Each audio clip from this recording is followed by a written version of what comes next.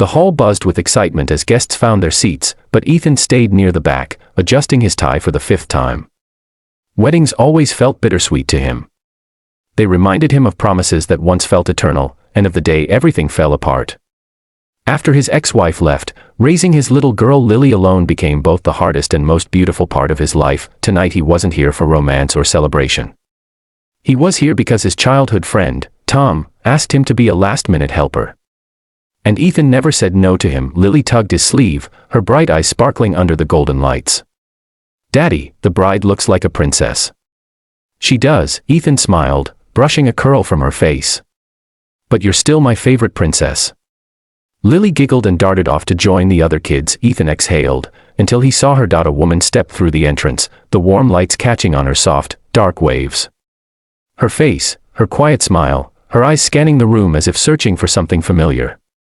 His chest tightened. It was Ava, his first love. His almost forever. The girl he grew up with, dreamed with, and lost without closure. He froze. Did she see him? Ava's gaze traveled slowly across the room, and then stopped. On him. For a moment, the crowd faded. The noise softened. Only the weight of everything unsaid remained. Ava whispered, so softly he almost imagined it. "Ethan." He swallowed hard, suddenly breathless. She looked different, older, stronger, elegant in a way that didn't need diamonds or glitter. But her eyes. They were exactly the same. 1,000 memories rushed back. Their late-night plans. The sunset kiss the day before she left for university abroad. The promise that they'd figure it out. And the silence that followed her disappearance. He stepped forward. She mirrored the movement. When they finally stood face to face, neither spoke. "Hi," she breathed. "Hi," he replied. "It's been a long time." 10 years, she whispered. "Yeah," Ethan said, trying to keep his voice steady. 10 years. But they didn't get a moment more. The music flared and the ceremony began. People urged them toward their seats. Yet even across the room, their stolen glances said more than words ever could, and while Ethan saw a familiar girl from his past, Ava saw something entirely different, something he didn't know, couldn't know. She saw the only boy she ever loved. The only man who ever made her feel safe. The only memory she never let go of, even after becoming the secret heiress of her family's trillion-dollar empire. The men who still didn't know who she had become. ***. During dinner, Ava tried to make her way toward him 3 times. Each time, someone pulled her into a conversation, a toast, a photograph. She handled it gracefully, but her eyes kept drifting back to Ethan, to Lily sitting in his lap during the speeches, to the tired warmth in his smile. She wondered about the little girl. She wondered about his life. She wondered if now, 10 years later, she had any right to ask. Meanwhile, Ethan tried to focus on the wedding, but every time he looked up, he found Ava's eyes waiting for him. And each time, it shook him. What was she doing back? Why now? Why disappear without a word? Why reappear without a sign? Just before dessert, Lily wandered off again, chasing bubbles with the kids. Ethan rose to follow her but bumped into someone, soft, warm, familiar. "Ava," she steadied herself with a small laugh. "You always walked into me.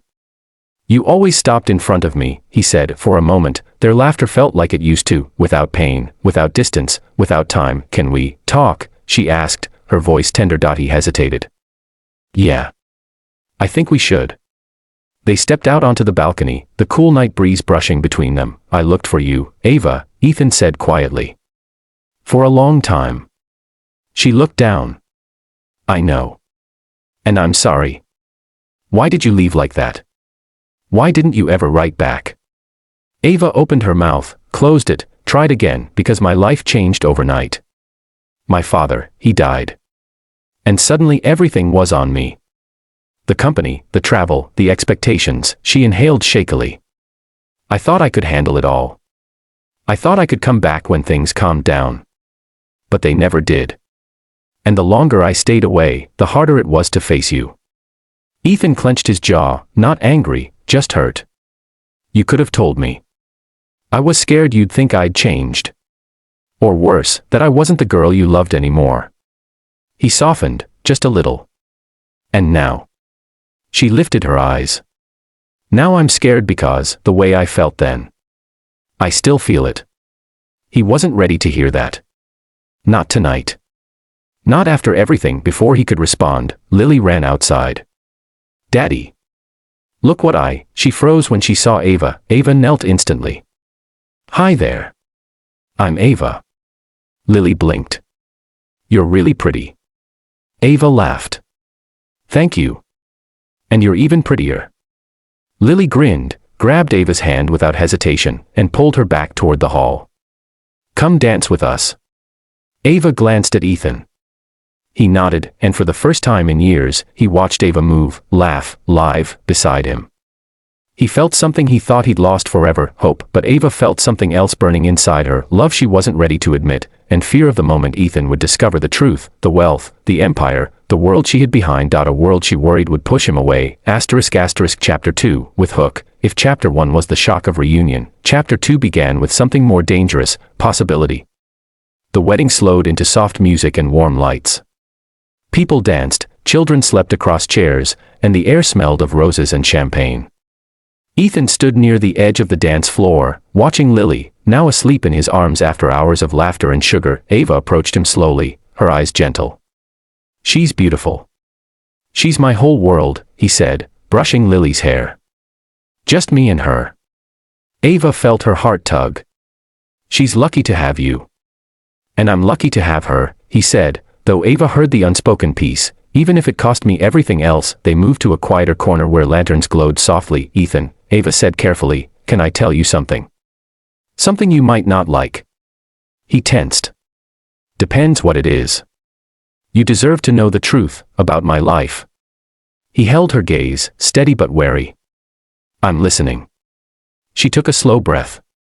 After my father died, I inherited everything.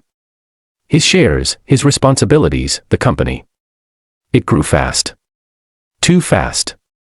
And suddenly I was traveling the world, living in boardrooms, surrounded by people who only saw the money, not me. She paused. Ethan, I'm wealthy. Very wealthy. How wealthy? He asked, frowning. She swallowed. A billionaire. Silence. Ethan blinked twice, slowly, like he needed to reset the world inside his mind. A billionaire, he repeated. She nodded. He stepped back unconsciously. Ava, that's not, why didn't you tell me before? Because I didn't want you to look at me the way everyone else does. And how is that? Like I'm unreachable. Ethan didn't speak. Something inside him twisted, confusion, insecurity, disbelief. Finally he whispered, Ava, I work 2 jobs. I barely make ends meet. I don't fit in your world. Her voice cracked. I don't want that world. I'm tired of it. I just want something real again. Someone real. You think money doesn't matter, he said, not unkindly. People judge. They assume. They expect things. And I've spent years trying to give Lily a simple, stable life. Ava felt panic rising. Ethan, I'm not asking you to change anything. I'm not asking you to move into my world. I'm asking if I can be in yours. He stared at her, breath caught in his chest. Why? Her answer was immediate, raw, trembling, because I never stopped loving you. For a moment, the wedding faded again. Their past and present collided in the space between them. Ava. I can't give you the life you're used to, he whispered. She shook her head. I don't want that life. I want the life I lost. The one with you. The one that felt real. He looked at her, really looked at her, the girl she used to be, the woman she'd become, and the love she never let go. But love wasn't simple. Not anymore. Let me prove it, she whispered. Let me show you I'm still the same Ava you loved.